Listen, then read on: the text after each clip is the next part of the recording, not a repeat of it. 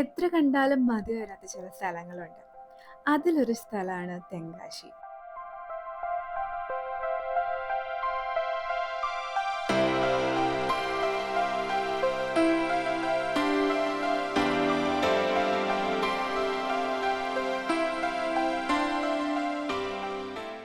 നമ്മളിതാ വീണ്ടും തെങ്കാശി കാണാൻ വേണ്ടി പോവാണ്.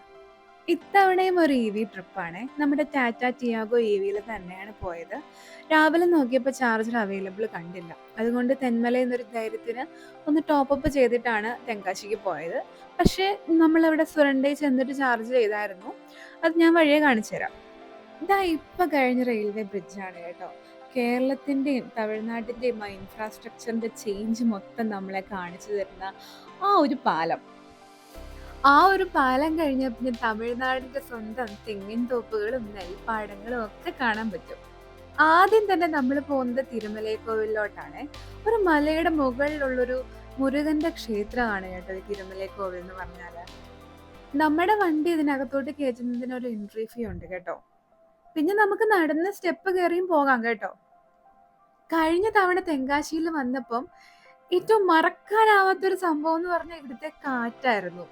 കാറ്റൊരു രക്ഷയില്ലാത്ത കാറ്റായിരുന്നു. പക്ഷെ ഇത്തവണ ആ കാറ്റൊന്നും ഇല്ലായിരുന്നു. ഇങ്ങോട്ട് കയറി വരുന്ന വഴിക്കൊക്കെ നല്ല വ്യൂ ആണ് കേട്ടോ. ഇവിടെ വന്നു കഴിഞ്ഞാൽ അതിലും നല്ല വ്യൂ ആണ്. ഒരു രക്ഷയില്ലാത്ത വ്യൂ ആണ്. ഈ ഒരു ഏരിയ മുഴുവൻ നമുക്ക് കാണാൻ പറ്റും. നമ്മൾ ശരിക്കും ഉച്ചയായപ്പോഴാണ് ഇവിടെ എത്തിയത്.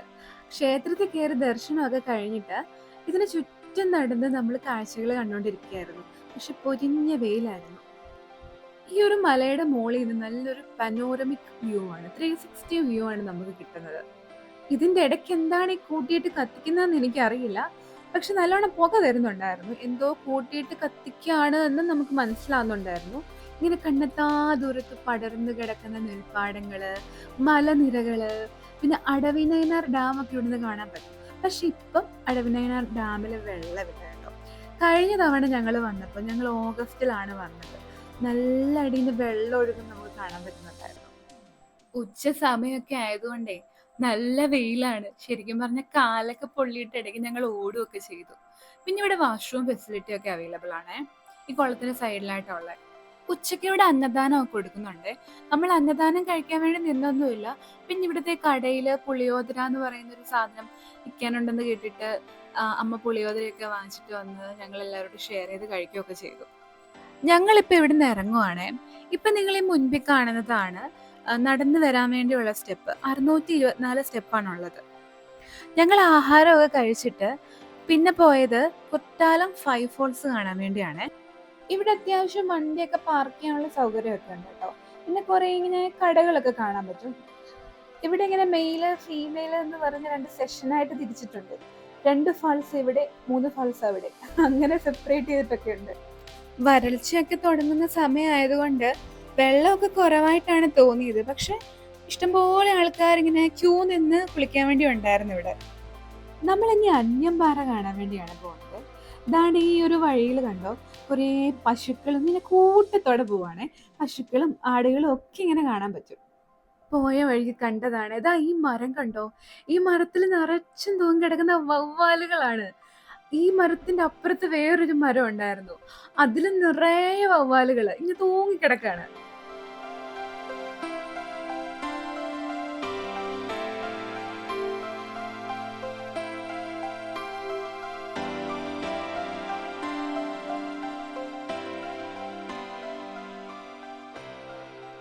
നമ്മളിപ്പം അന്യൻ പാറയുടെ അടുത്തെത്തിയിരിക്കുകയാണ്. ശരിക്കും പറഞ്ഞാൽ അന്യൻ പാറ എന്ന് പറയുന്നത് അവിടെയുള്ള കുറച്ച് പാറകളെയാണ്. കാരണം അന്യൻ സിനിമ ഷൂട്ട് ചെയ്ത സ്ഥലമായതുകൊണ്ട്. പക്ഷെ അതിന് ചുറ്റുമുള്ള സ്ഥലങ്ങളൊക്കെ ഭയങ്കര ഭംഗിയാണ്. ഈ ഒരു തടാകമാണെങ്കിലും അതിനടുത്തുള്ള ഈ ഒരു മരമാണെങ്കിലും അതിന് ഓപ്പോസിറ്റ്, അതായത് അന്യൻ പാറയുടെ ഫ്രണ്ടിലുള്ള ആ ഒരു വയലാണെങ്കിലും നല്ല ഭംഗിയാണ് കാണാൻ. ശരിക്കും പറഞ്ഞാല് അന്യൻപാറയിൽ പോയി നിന്നിട്ട് ചുറ്റുമുള്ള സ്ഥലങ്ങൾ അങ്ങ് ആസ്വദിക്കുക. ഈ ഒരു ഫ്രെയിം നല്ല ഭംഗിയില്ല കാണാന്. ഈ ഫ്രെയിം അല്ല കേട്ടോ, ഇതിന് മുമ്പത്തെ ഫ്രെയിം. ഇത്തവണ വന്നപ്പോ കണ്ടതാണ്. കഴിഞ്ഞ തവണ ഇങ്ങനെ വേസ്റ്റ് ഒന്നും ഇവിടെ കൂട്ടിയിട്ടൊന്നും ഉണ്ടായിരുന്നില്ല. ഇത്തവണ വന്നപ്പോ കുറേ വേസ്റ്റ് പ്ലാസ്റ്റിക് തന്നെ ഇവിടെ ഫുള്ള് കൊണ്ട് നിരത്തിയേക്കാണ്. അന്യൻ മൂവി ഷൂട്ട് ചെയ്ത സമയത്ത് ഈ പാറകളിലൊക്കെ ഓരോ നടന്മാരുടെ മുഖമൊക്കെ ഇങ്ങനെ വരച്ചു വെച്ചിട്ടുണ്ടായിരുന്നു. പിന്നെ നമ്മളിപ്പോ നിൽക്കുന്ന ഈ പാറയിലും ഇഷ്ടംപോലെ പടമൊക്കെ വരച്ചിട്ടുണ്ടായിരുന്നു. പക്ഷെ ഇപ്പൊ അതെല്ലാം മാഞ്ഞു പോയി കേട്ടോ. ആ ആ നടന്മാരുടെ മുഖം വരച്ചതൊക്കെ ആണെങ്കിലും ചെറുതായിട്ട് ഇങ്ങനെ കാണാവുന്നതേ ഉള്ളൂ. ബാക്കിയൊക്കെ മാഞ്ഞു പോയി. പിന്നെ ഈയിടയ്ക്ക് ആരൊക്കെയോ എന്തൊക്കെയോ പടമൊക്കെ വരച്ചു വെച്ചിട്ടുണ്ട്. അതൊന്നും അല്ല ശരിക്കുള്ളത്. എന്ത് ഭംഗിയല്ലേ ഈ നെൽപ്പാടങ്ങള് കാണാന്. എനിക്കറിയില്ല. ചിലപ്പം ഇതായിരിക്കും ഈ തെങ്കാശിയിലെ ഏറ്റവും ബ്യൂട്ടിഫുൾ ആയിട്ടുള്ള നെൽപ്പാടം. കഴിഞ്ഞ തവണ വന്നപ്പോ ഇവിടെ ഭയങ്കര കാറ്റായിരുന്നു. ശരിക്കും പറഞ്ഞാ ആ കാറ്റിനെ ഞാൻ മിസ് ചെയ്യുന്നു. നമ്മളിങ്ങനെ അവിടെ നിന്നപ്പം കുറെ ആൾക്കാരൊക്കെ ഇങ്ങനെ നെൽപ്പാടത്തിന്റെ ഇടയ്ക്കൂടെ, അതായത് ഈ വരമ്പിൽ കൂടി ഇങ്ങനെ നടക്കുന്നതൊക്കെ നമ്മൾ കണ്ടു. അപ്പൊ നമുക്ക് അങ്ങോട്ട് പോയാലോ എന്നോർത്ത് പതുക്കെ ഞങ്ങളും അവിടെ നിന്ന് ഇറങ്ങിയിട്ട് ഈ നെൽപ്പാടത്തിന്റെ ഈ വരമ്പിൽ കൂടെ ഇങ്ങനെ നടക്കാൻ പോയി. നെല്ല് കണ്ടോ ഗൈസ്? എന്റെ നാട്ടിൽ ഇങ്ങനെ നെൽകൃഷിയൊന്നുമില്ല. എല്ലാം ഇങ്ങനെ കുന്നും മലയും റബ്ബറും അങ്ങനത്തെ സാധനങ്ങളൊക്കെയാണ്. അപ്പൊ ഈ നെല്ലൊക്കെ കാണുമ്പം ഭയങ്കര ഒരു സന്തോഷാണ്. ഇവിടെ മുൻപ് താമര കൃഷി എന്തോ ഉണ്ടായിരുന്നു കേട്ടോ. പക്ഷെ ഇപ്പൊ ആരും നോക്കുന്നില്ലെന്ന് തോന്നുന്നു. ഇനി ഈ പാടത്തും വരമ്പത്തൂടെയൊക്കെ നമുക്കൊന്ന് നടന്നാലോ? നല്ല ഭംഗിയായിരിക്കും. അതെ, നല്ല ഭംഗിയാണ്.